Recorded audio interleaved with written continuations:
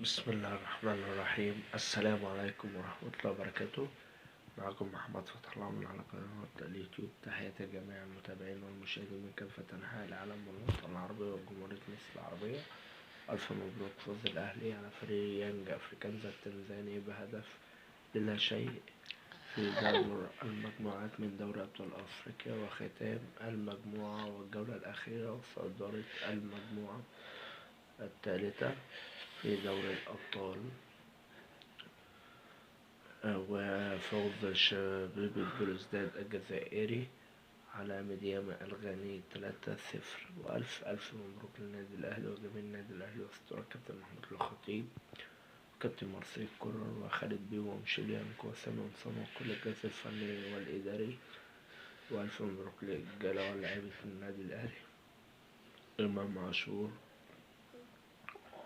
وكل اللعيبة مش عايز أنسى حد، وبرستاو. ألف مبروك عقبال المباراة القادمة في نهائي كأس مصر التي تقام في السعودية يوم الجمعة المقبل.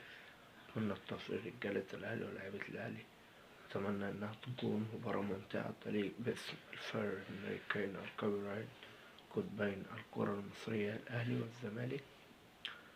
وتحياتي للسعودية وشعب السعودية الشقيق، وتحياتي لكل لعيبة الأهلي وكل لعيبة الزمالك، جماهير الناديين الأهلي والزمالك. وأتمنى إنها تكون مباراة ممتعة تليق باسم القارة المصرية والفريقين الكبيرين.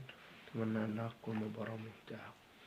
تحياتي محمد فتح الله من على قناة اليوتيوب، وكل سنة وأنتم طيبين بمناسبة حلول شهر رمضان الكريم. وعد الله علينا وعليكم بالخير واليمن والبركة.